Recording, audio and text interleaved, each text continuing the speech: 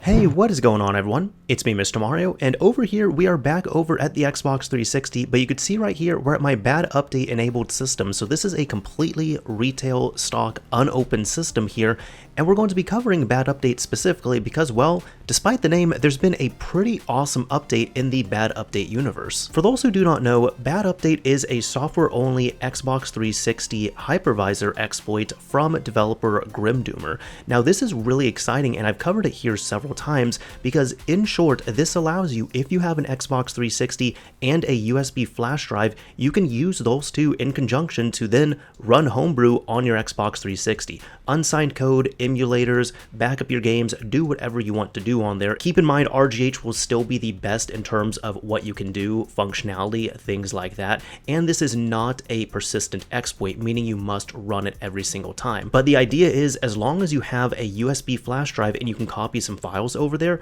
you can run homebrew on your Xbox 360 without having to solder anything or even open it up. Now, as of version 1.2, there's been a really big update here in which stage 3 speed and success rate has been increased dramatically by KMX 360. But if you've looked into how this exploit works, in short, it's actually stated here, instead of saving the Oracle ciphertext and replacement for just one whitening value, I am pre-computing this for essentially all or almost all possible whitening values. And the result of that means, at least from KMX 360's testing, the success rate has increased to about 80%, coming from 30% prior, with each run from stage 3 onwards taking about 15 seconds. Now, if you've set up bad update on a system before, you'll know about the low reliability of it, which is why many people have said not to use it as a daily driver, because you have to run it every single time you boot up your console. There's a chance of it crashing, and there's times that it could take maybe a few minutes to run it, but it could even take hours. I've seen people try this for over 12 hours and not get it to run successfully one time. Now, before this update was officially published, I ended up testing the third stage bin file myself. And check this out, these are my attempts that I tried in minutes and seconds. I tried my system 10 times in a row here, and keep in mind I'm only one person testing one system, so it's not like this is definitive.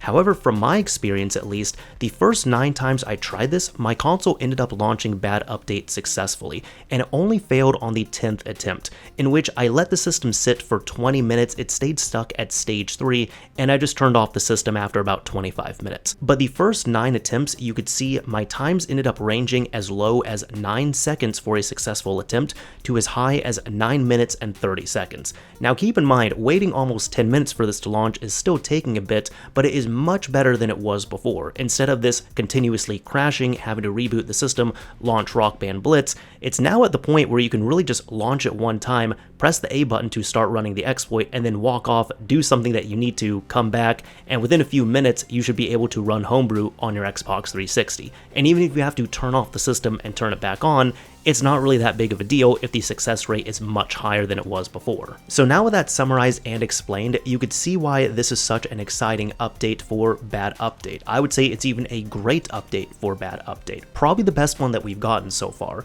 So with that, I'm going to be showing you, if you've already set up bad update on your system, how you can update it to the latest build and take advantage of the much more reliable and much faster boot up speeds for bad update. Oh yeah, and if you're someone who you have not set up bad update at all and you just need to set this all up from scratch, if you check in the description of this video, I'm going to have my original bad update tutorial linked there. It's still going to work because it is going to show you the process of starting from scratch, updating your system if needed, and performing an initial setup process for bad update. And since it's using the bad update repository here, even if you follow this from the beginning, you're going to get the latest build of it available. So if you're ready to get started, go ahead, disconnect your USB drive from your Xbox 360, the one that has bad update on it, and take it over to your computer. Over at the main repository for bad update, which will be linked down below in the description, click over on the releases section, and you're going to need to download the latest build available of bad update. At the time of recording, this is version 1.2, but there might be a higher version once you are following this. Now look for the latest Xbox 360 bad update retail USB zip file and save that somewhere you can easily find it. We're not going to need the tools.zip for this, we just need the retail USB zip. When you have the zip file, you can right right click it and extract it using something such as 7-zip into its own directory. Once you have the folder here, go ahead, open it up, and there's only one piece of maintenance that we need to do right here.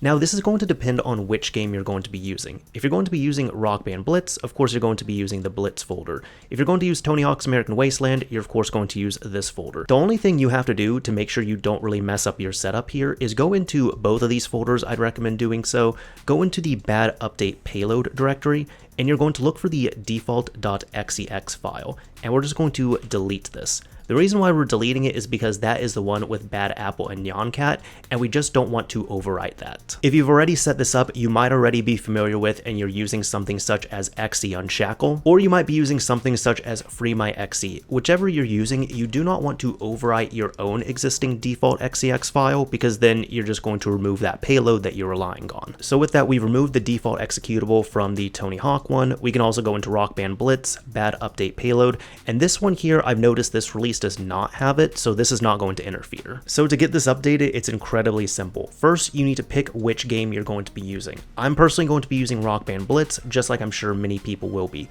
Go into your game folder, go into the Bad Update Payload folder, and once you're in here, highlight all the files, right click, and copy these out. Now go to your USB drive, mine is the G drive. You can go to the Bad Update Payload folder that you already have, and inside of here, you're going to right click and paste. If it asks you to overwrite anything, you're going to want to overwrite these files. So I'm going to say overwrite all. And here we go. Just like that, our entire Bad Update setup has been updated. So with that, we can come back out here, right click your USB drive, eject it, and take it back over to the console. And now in order to give this a try, well, you just need to try it out. Go ahead and plug your USB drive back into your system and do the standard thing of booting up the game as needed. Like I said, I'm going to be using Rock Band Blitz for my setup here, and we're going to go ahead and give this a shot. I'm going to give this new update a shot, and I'm also going to time it as well too. So I'm going to start my timer as soon as I tap the A button right here. So there we go. It should be going off, and let's see how long this attempt takes. Wow, that was... I really thought I was going to have to cut the video or something, but no, in real time, I'll even show you all right here. On my desktop, I had this on the side. It was just about 7 seconds. So you could see that right there. That was the first attempt, just immediately trying it. We were able to get that little timing on this. That's impressive. You could also see here that I am using XE Unshackle, so your actual payload is not going to change at all as long as you're not overriding that default executable. You just need to override the actual Bad Update payload files themselves. So since this is all ready to roll, I can press the back button to exit. Wait a few seconds here. I set mine up to run Aurora, so we'll just see how long this takes. There we go. I know this takes a little longer as well too, because I'm running everything directly off my USB drive, but you can see right here that I have everything up, running, and working. You know, we're even gonna end this off with a classic. Let's go ahead, fire up that Halo 3. There we go.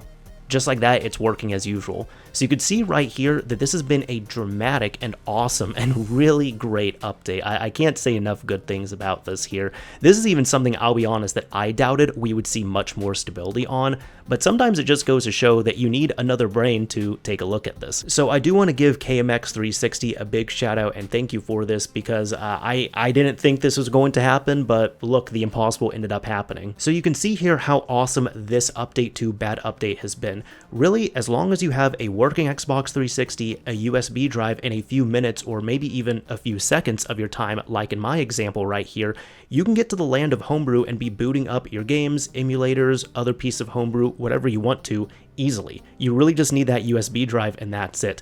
Keep in mind, RGH is still going to be the best option in terms of reliability, in terms of being able to have proper access and do more with your system. But if you can't solder, if you don't want to solder, or maybe you only have a Winchester motherboard, Bad Update is now an incredibly viable option to use as a daily driver.